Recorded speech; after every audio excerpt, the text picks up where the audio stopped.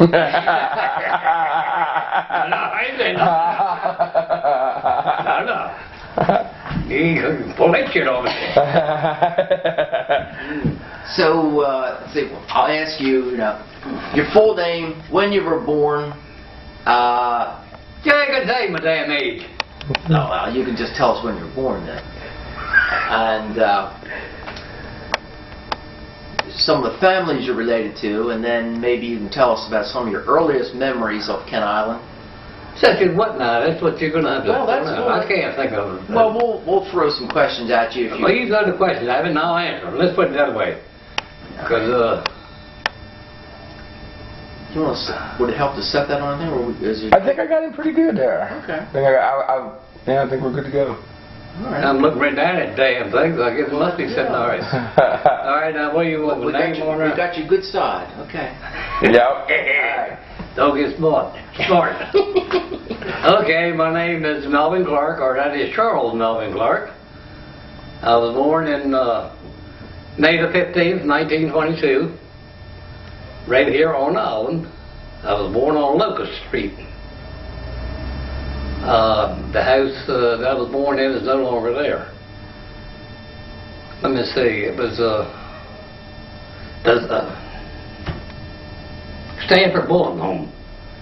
That's where I was born at. Now you come on with some questions. So, and you're related to what families here on Kent Island? God, everybody on Kent Island, the old natives are related. If you go far enough back. Well, just take us back a little bit. Oh my God, man, I got some thinking to do. Well, the Clon Islands were my grandparents on one side. Now you got me thinking, I can't think of a damn thing now. Well, do you have brothers and? I have one brother and one sister. Okay. My brother's dead, which was older than I was. What was his name? Vernon. My sister's still living. She's Smith down here, Root. It was on the street of my family. Of course, I had a lot of. My father had, brother had a few children. That was consist of Tom Clark, Teeny, Bud, Billy. That was a fairly large family. Dan, you keep on coming, give us a question there now. And what about on your mother's side? Mother's side, yeah, she was a Clendaniel, and she had, let me see, 1, 2, 3 sisters. Of course, they're all dead. Were they from Kent Island? Yeah, the oldest, no, the second child was married to Augustine Hoxter, and all three, they had one child, and all three died during the epidemic after the First World War. The flu? Yeah, they all three of them died. And of course they're all gone now, every one of them in the family. In fact, I'm the oldest one left in the Clendaniel family, and the oldest one left in the Clark family. Mm-hmm. In fact, I'm the oldest boy left. All right, keep on with your question now. Well, maybe you could tell us about some of your earliest memories of growing up here on Kent Island. Ooh, now you got to ask me some specific things that I can probably answer them. Well, where did you live, and what was the house Well, I said I lived born right there on Locust Street. Right. And I don't know where that was. Well, I tell you, right next to Bobby Airey's shop. Mm-hmm. Okay. Between Bobby Airey's shop and where Ray Baker used to live. Okay. There's a house in there. Mm-hmm. And then we moved around to the professional building around on the other street. What do you call it? It's on Bluff Point Road now. Mm-hmm. Mm-hmm. And a big gray, which was a schoolhouse. Okay. At one time. It was moved there. Dr. Benton moved it, had to move there. And that's where I pretty much grew up at, in that house. And of course, then when I left, we were still living there, but I left, went to Baltimore to work in the shipyard. Mm-hmm. How old were you then? Let me see, I was about 19. And then I went in the shipyard, and then I got drafted into the Army. And that was it. And of course then I got married after I was in for a short while. On the first leave, come home, then we got married. And that was it. And then when they come back, I come back and stayed up with my wife's family, and we lived up there for a short while. And then got the itch and come on back down here, and they came, and that was it. And so then I lived up where Panton Davidson lives at now for a short while, and then had to move. And so then I had bought this lot with my March night pay. And so there I built that garage, and we moved in that, lived in that for 3 years. So that, you know. While you built this? While we built this, right. At that time I was working on the Bay Bridge, yeah, when it was built. All right, Dan, come on with some more. So, with Stevensville having changed so much just in my time, what was it? What did it look like? What were the houses and things like that? When I was a kid, it was all dirt roads. The houses, well, of course, there's been so many houses added too since then. Before Danny's garage was there, we used to be come out to a fork, and there was a milk stand right on the corner where the farmers bought in the big cans, you know, and sit on that sand, and then the truck would pick them up and carry them on to Greenboro, I think it was, where the place was at, but they went with it. Yeah, everything was dirt roads, and of course, few buildings were changed around. I remember when they were the house next to Cook Larry. Yes. I remember when that was moved. That was come out of Henry Groman's backyard, and they moved it up around that turn. I was a little kid, but was I standing there watching them move it, you know, on up. And Henry Groman's backyard is... Yeah, well, that was right. It was next to that piece of property between Henry Groman's house and Frank Thomas' house. You remember Frank Thomas' house? No. Which one? Well, that was the one that was the owner. He was the undertaker.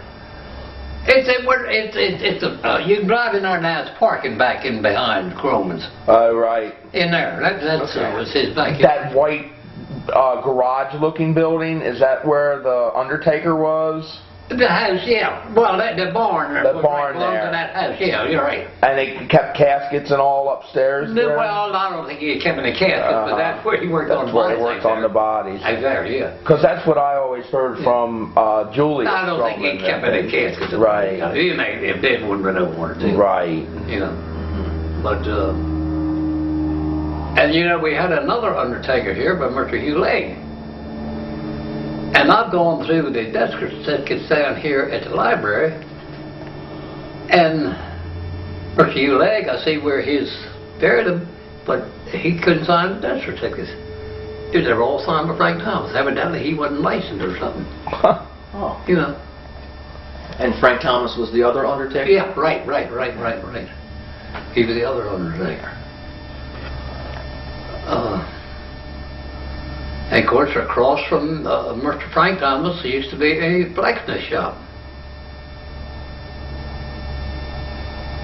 And then alongside of that was the big town hall. Do you know where Henry Groman's first store was at? No.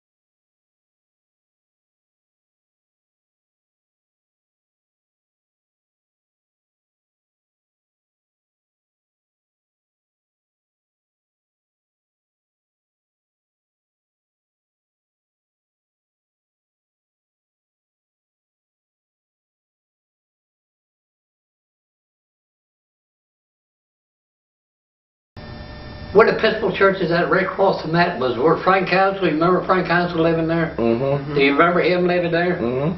That was Henry Grover's first store. And on this side of that, towards the town, was a big town hall, leg hall they call it. And there's where Denny first opened his garage down there. Now that wasn't Bill Daddy per se, it was his father and old man Dan Crash opened that shop. And then I guess with the ferry system coming through, then they bought that pork compared to Jim Cockey and put up the other garage. Since the Heritage Society has done so much work with the Cray House, what do you know about the Cray House from when you were Nobody except my grandparents used to live there before the Crays. They lived there. They lived there, I'd say, let me see, I'm trying to figure out about how long. Crays bought it in 1914. And I think my uncle said he was 7 years old when they moved there, which he was born in 1899. So that would have been 1906, right? So evidently they were there from 1906 to 1914. They lived in that place. Was that your mom, your mother? No, my your father. father's My father grew up family. there, yeah. What did it look like much? Well, it was kept, kept up better then. Because actually that was my grandfather's trade was a builder, Okay. Carpenter and mason, done masonry work too. But it was, they never done nothing for the house. What kind of work did your father do? Well, he was a waterman. Mm-hmm. And then he, a couple of years after I started into it, then he went with the ferry company and worked with the ferry company all the time after that, until he retired. All right, Dan, come up with some more. So your father was a waterman? Yeah, he was a waterman. And what was it like to go? I guess you went out with him when you were young. Oh yeah. Well, I worked for a couple of years before he quit and went in, and he got on the ferry. Of course, back then times were tight. We're talking about during Depression now. Was oystering and crabbing the main? That was the main thing. Thing. Here in this area, he was either a waterman or a farmer. Right. That was like the only thing, here to do. Some builders, but during the winter time, you couldn't do much building, So they go oystering. Right. That was the cheap industry. Was that and? So it was a hand tawing? Yeah. Mm-hmm. Yeah, it was all hand tawing then. Now, did most of the watermen know how to build their own hand tongs and things like that, or did they have to go to someone else? Cockey up here was the one that made chairs, and I used to work for him. That's where I picked it up here. See, I'd done it for a good while too. So you learned that from him? Yeah, from Jim Cockey. And that was his profession? Right. That and building boats. Building boats. Right. And then also Harper was the blacksmith, Leonard Harper. And him and Cockey were, sort of together, good friends, and all that kind of stuff. So that's where I picked up my trade in the tongue business from Jim Cockey. Mm-hmm. But things was tight back in days. So what did a bushel of oysters bring? 25 cents a bushel. Wow. And we had sold them 2 bushel for a quarter to get rid of them. Because, see, everything was glutted up and, How many bushels could you catch in a day? Oh, at that time, Chester River was loaded with oysters. Oh, anywhere around from 50 to 100 bushels, and I go, yeah. There's plenty of oysters back those days. And who would buy them? Well, you had a bunch of packing houses down there, shucking houses. But you don't have them. Down at Kent Narrows? Kent Narrows, yeah. So you'd sell them right to the shucking houses? Right. And then in the early spring would be the planters coming up from Virginia. Okay. And buying the seed. And we'd sell to them. But things were terribly tight then. And then you'd move into crabbing for the summer. Yeah, well, I did. I never fooled too much with crabbing. Right. I did when I was a little young because we used to soft crab at Broad Creek. My father, my brother, and I. And we crabbed there for several years there. And we sold all our stuff over to that fish stall over in Annapolis. Right there at the harbor. Headed at the harbor, yeah. Man by the name of Campbell had a fish stall, and we sold strictly to him all the time. So you take them over by boat? And no, we put them on the ferry boat. Put them on the ferry boat. After the ferry started running, and he would meet the boat and get them, which was only, what, 4 or 5 blocks, you know, from there. Because then the ferry used to dock in, it was right alongside that Naval Academy seawall, that big high wall, you know. Prince George Street, is that what it is? King George. King George. I think that was the street that was docked on. Yeah. Tell me about the soft crabbing process. I mean, were you pushing or were you sloughing them out? What? No, well, yeah, we used to have floats over there, but in Broad Creek, being inside the creek, we had to pull seine all the time there. You couldn't see bottom, it was never clear enough, you know, to see bottom. Now, lots of times we'd go out on the bay and just use dip nets and catch dumpers where you could see there. But we kept the cabin over there used to buy ripe peelers and also soft crabs. And of course we shed a lot of them and would sell what ripe peelers he wanted too, you know. And,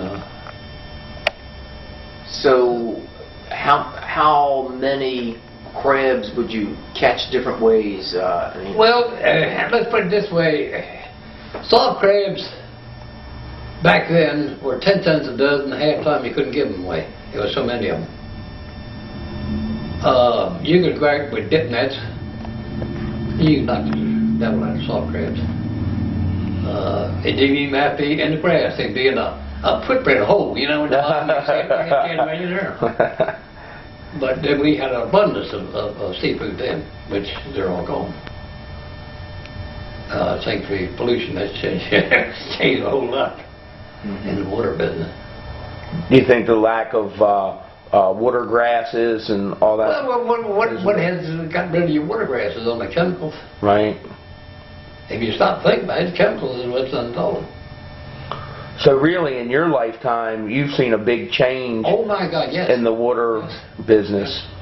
Believe it, the farmland, they were raising devil back to the farmland, the Calvin ore and the, you know, running over. But hell, seafood was backed on that. But when they put chemical into it, and then they started fertilizers and stuff, and that's chemical. Right. Everything, and that's when it started to be, was starting under down grade, you know. When was that? Well, let me see, before I went in the service, this was in the 30s. Started going downhill. Well, I'd say, no, a little later than that, early, late 30s. It was started going downhill, I'd say. Because I had left and went to the shipyard. And that's when it started going down some. Now, did you hear stories when you were younger about it being even better back then? Or was it pretty consistent until about the 30s and then started? Well, I wouldn't say anything was better. You had more seafood, but your money, it just was no money. You weren't talking about it in Depression days. Right. And there was no money. That was the greatest thing. People don't know how to rub. Any fight today that didn't grow up in that area don't know how rough it was back in the Depression. You know, you didn't have money. It was hell. You used to work on the damn farms for thinning corn and setting out native plants and all that for 10 cents an hour. 10 cents an hour. 10 cents an hour. So you can see how things were rough it was.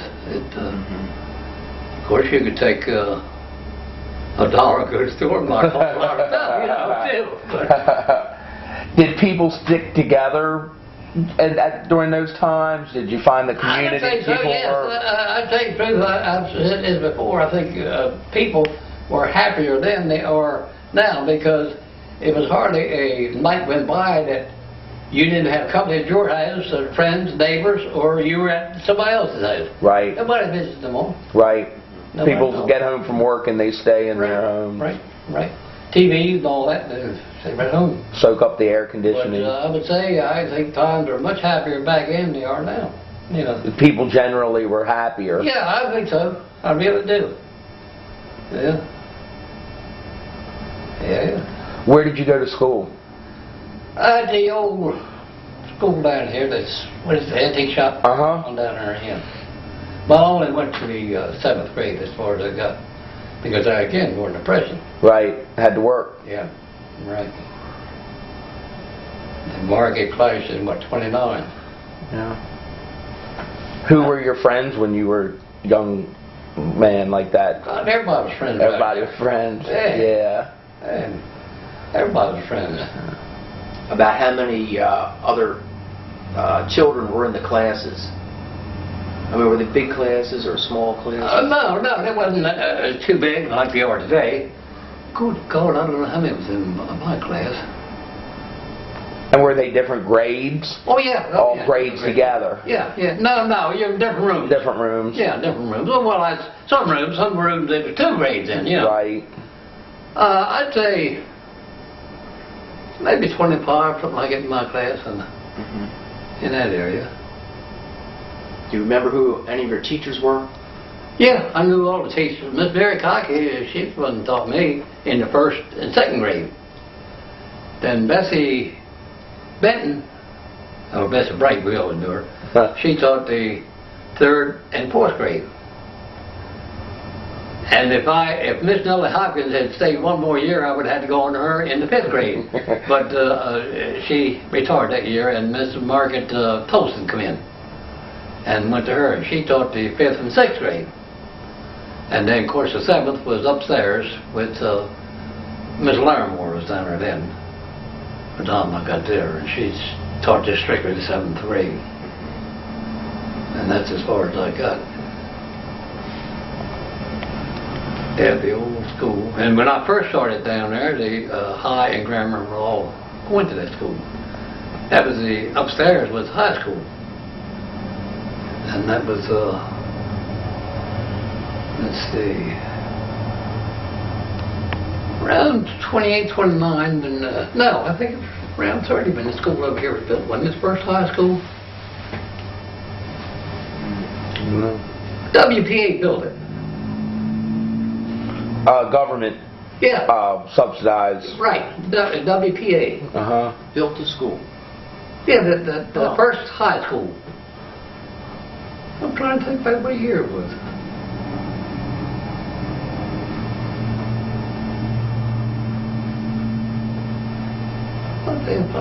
Did they use local laborers and local builders for that? Right. So it's like a government-sponsored work program. Right. It was a work program. And I think Arthur Southern, you know him, did you? No. He came here from New York, and I think he was the superintendent on the job. He was a builder, before he come down here.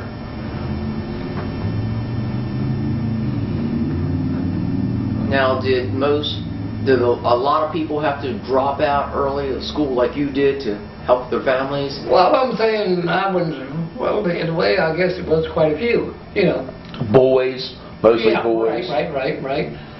It was quite a few, yeah. Because I say things were tight. It just wasn't no money. And every little bit helped, I guess, the family. Every little bit helped. You better believe it. You better believe it. Was church or religion a big part of growing up? I don't know. I used to go to the church up all the time. Right. A lot of people let it go. I'm at the Trinity Dams. I'm at church there. But I have since started Catholic, so I don't go there anymore. All right, Dan, you can bring up some more questions. Well, you were saying that you started work at Bethlehem Steel, was it? Yeah, it's Fairfield Shipyard. What were you doing there? I was in the rigging department. Actually, I was a crane signalman. A what? Crane signalman. Oh, okay. I wore a white hat. Oh. How long did you do that? Oh, I guess I was up there maybe a little over a year. I got drafted over there. Out of there. Yeah. The company tried to keep me out, but because I registered down here, I couldn't. Was that World War II? World War II, right. How long were you gone? I was in service 3 years. 3 years. And then you came back home here. See me up there? Look. Oh, yeah. Oh, that's neat. Look at all them places I've been. And you came back home here after that? Yeah. And that's when you settled down? Yeah, well, I come back with my wife. People, I stayed up there for a while and worked for the ship driver and come back. But they were cleaning that time, it had been sold. Right. And then after that got done, then I come on down here. And is that when you got back into the waterman business? And I still had the boat. Still had the boat. Still had the boat, yeah. Tell me about your boat. Huh? Tell me about your boat. She was used to be up there at top of the creek. I kept her all the time. She was I think she was 36 or 38 foot long. I don't remember now. But she was right good size. She had 265 bushel orchards to her. She was right big, that wide and deep. And I kept her for a good while, and then she got needing washboard, new washboard and everything. And I said, well, there's no sense me spending too much money on her. I'll go ahead and sell her and find another new one. And if it lasted as long as this one, then that'd be as long as I'm going to be into it. Mm-hmm. And that's what it did. So I bought a smaller one. In fact, I bought Billy Harris had it. I bought it from him. It was brand new. He built it. Buxo had it built. And of course, I don't know if you even remember Buxo. I've heard that name, but I don't know him. And I think he got cold feet, and then he got Billy Harris to take it over for from down to the builder's place, you know. So then I bought her, and but then after that, then I got out of it and got into construction. And then I sold her and got out of it. Where'd that first boat come from? Who bought Jones, Bowler Jones, that went in Bosman. In Bosman. Yeah. Mm-hmm. Was it what style of boat was it? Touchstone day rise. Mm-hmm. Yeah, she was a touchstone. Yeah. And then I got into construction. Well, I used to follow up construction that time, summertime anyhow. Mm-hmm. And that got with a company out of Timonium, with the idea of just working through the summer and quitting in the fall. So when fall come along, I told them I was going to get ready to go, and they said, no, you can't, you got to stay with us. And we kept on. I said, well, last sort of season was pretty bad. I said, I'll stay on one more season. And I did, and by the time the next one rolled around, I couldn't afford to. Because I was up to a project manager. And I just couldn't afford it. And I stayed with him building what I'd been. So the water business, that's always been a tough business, hasn't it? Right. Yeah. But yet there's something about it that people fall in love with. Well, the thing of it is, you were your own boss. Right. You went out when you want to go, you come in when you want to come in, or whatever, you know. Nobody telling you. Nobody tell you nothing. You were your own boss. That's like the contractors. You know, these boys over here on the Eastern Shore could go over on the Western Shore and get a job pretty much any of these contractors because the Eastern Shoremen would work. Right. But as they said, God damn it, nobody come, you're going to lose them. So they pretty much knew that the Eastern Shore guys were going to leave come oyster season. The Eastern Shore guys could get a job in them contractors. Right. Because they were all workers. But they wouldn't stay after September. Now, would they make better money in the summer working like that? Well, probably so, if you take the overall, but it was being independent. Yep. Yes. You know, being independent. Yeah.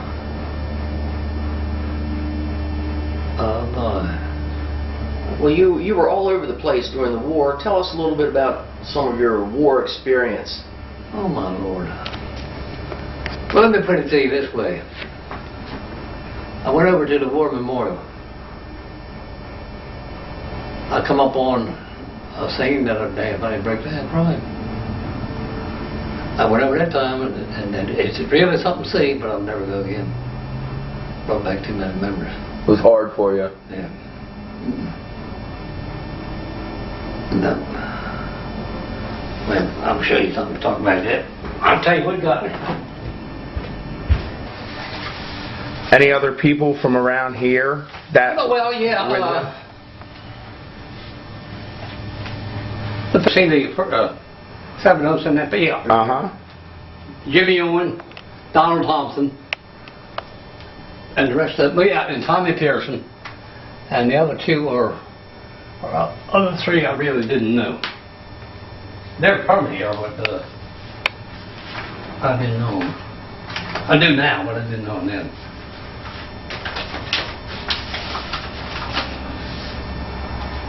But if you hadn't been over there, it's something to see. Yeah, you ought to go. Yeah. You were just a young man then, weren't you? Yeah. Mm-hmm. You went over there. 21. Yeah, that's plenty young. 21 times 22, yeah. A young man. Yeah.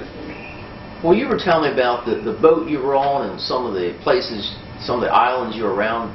Tell us about. They're all there.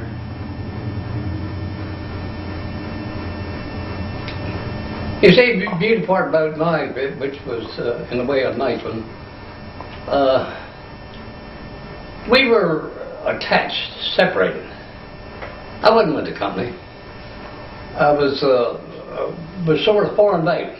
Like a temporarily assigned. Right, and then we got our orders, missions to carry out, and we got a boat. I had 3 men under me. And that was it. What was your rank? I was T4. C4? T4. And had 3 men under me. And the whole outfit was like that until we make an invasion. Now, and with the invasion of the Philippines, the whole company had stumbled back together again and made the invasion. But no, we was all up and down. It was damn short. I was even taxed to the Australians at one time. Wow. For a short while. So what were you saying? You were, was it New Caledonia? You were No, I was in New Guinea. New Guinea. Where I first went, and then over to New Britain, and then on up to Luzon. And of course, there were other places, or the places we went on, like New Guinea, and you start out with Milne Bay, and went on up to Hollandia, I think. There was all on New Guinea.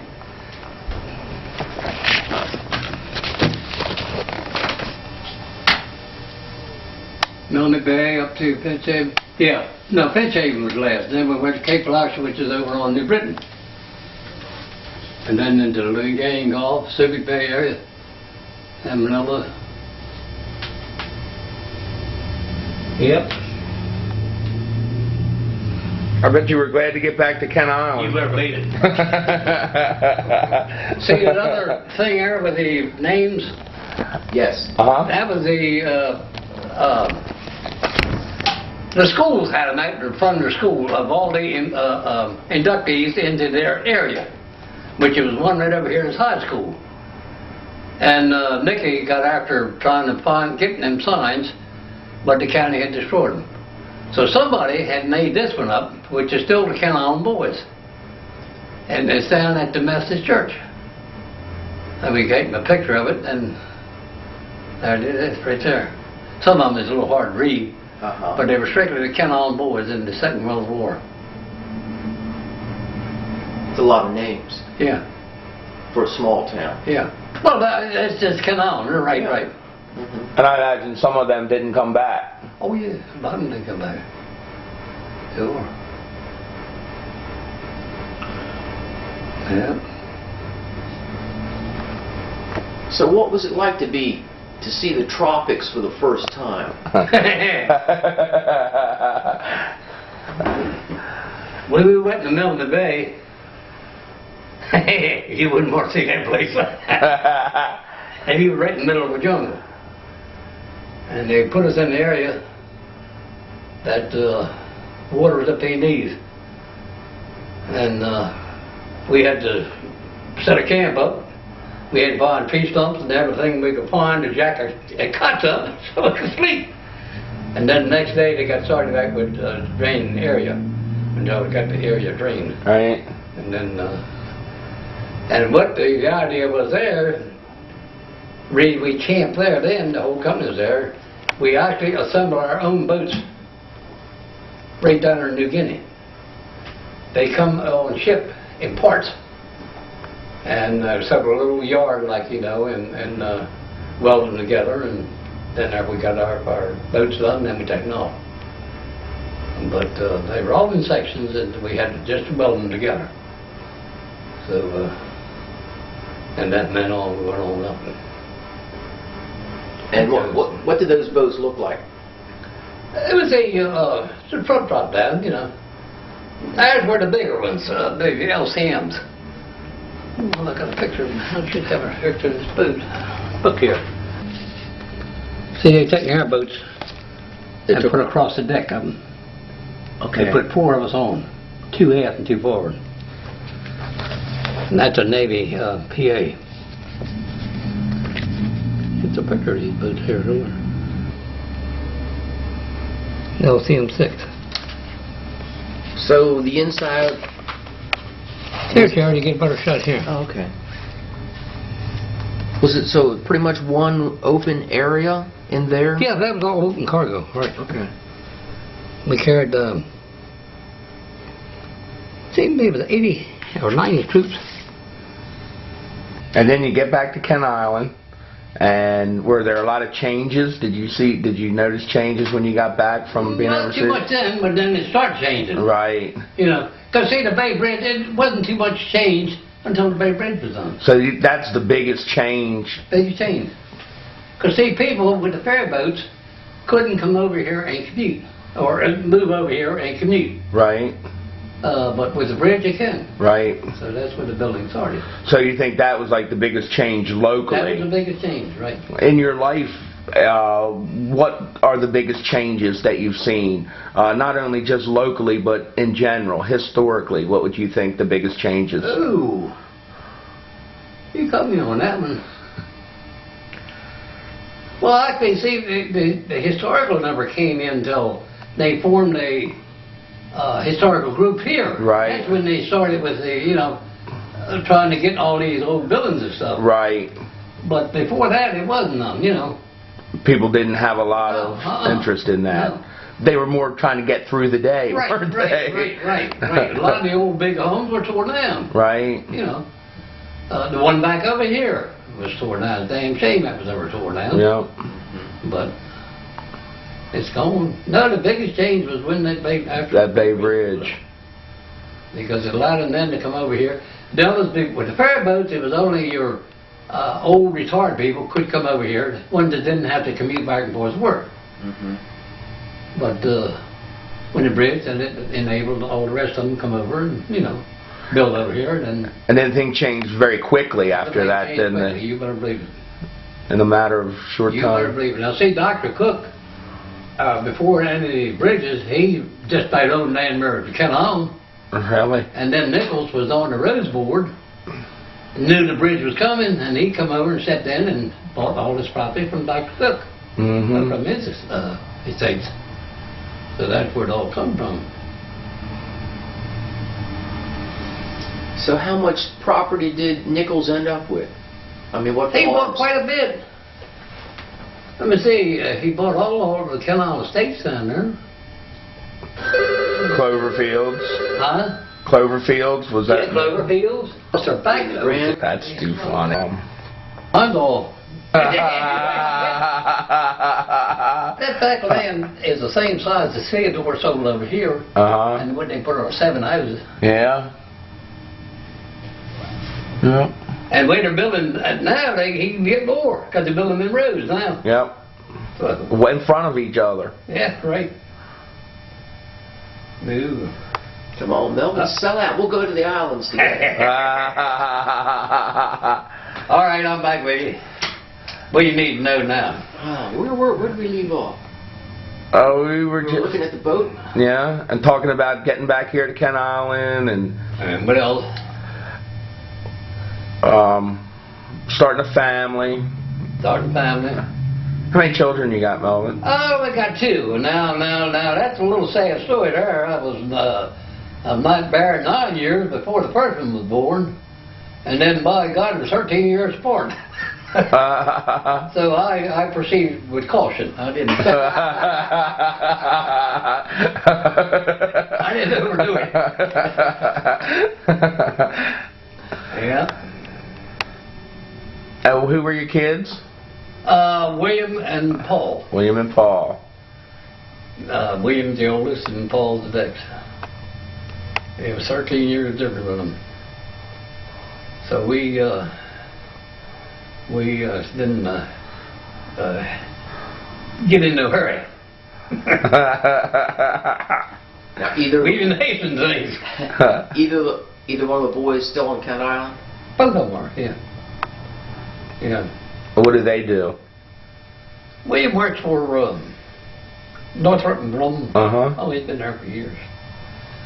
They're ready to retire. And Paul, right now, is a parts manager down in Western Ontario. Uh-huh.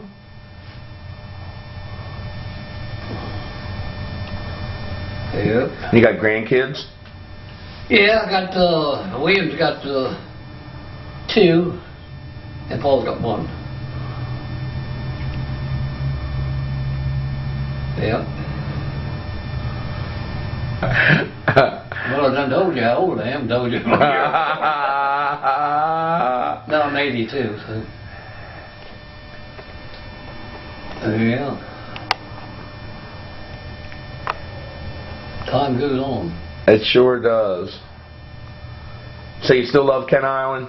Huh? Still love Kent Oh, Island? yeah.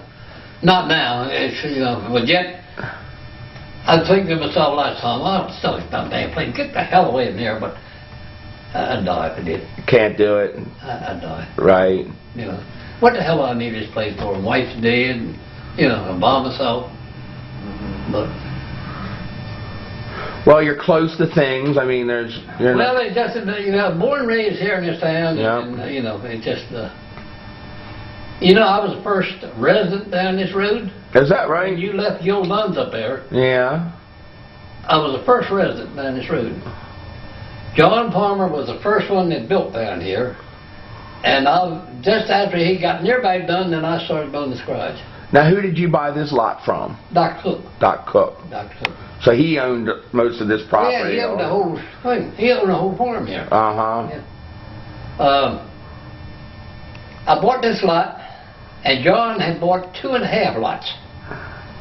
So it wound up, it was a half lot between me and John. So Charlie Bright was then the manager for Dr. Cook's stuff, or whatever, real estate man or something. Right. So he kept after me by buying that half a lot. I said, man, I ain't got no damn money for the damn half a lot. He said, oh, we'll take a little bit each week. I think I paid off $10 a month, something like Wow. that. That's how people did things back then, though, right? It was only, and then Doc Cook died, and I had to, but that half a lot had to go through his estate. Is that right? Did you have to pay it off at that time, or you? No, I was just about putting it in the house. Right. But no, but you know one thing, old Doc Cook was a tight old devil. But I don't know what the hell people would have done around here without him. Right. He owned pretty much half of Kent Island. At least, I know he owned at least half of it. He would put farmers on there. He would pay for all the grain and everything. Of course, when it was harvest, he pretty much got all of it, but yet he kept on living. Right. What the hell would they have done if it hadn't been for him? Right. He was good, and Denny's up here were very good too, in that, because they let Bill let the farmers have the equipment, and paid off. They made it possible for people to make a living, didn't they? Right, exactly. Otherwise, it would have really been a struggle. I don't know what the hell they'd done without him. Isn't that something?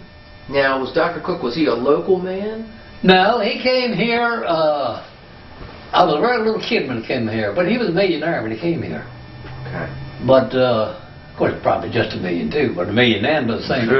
Multi-million. But somebody said he was a prison doctor. Now, whether that's true or not, I don't know.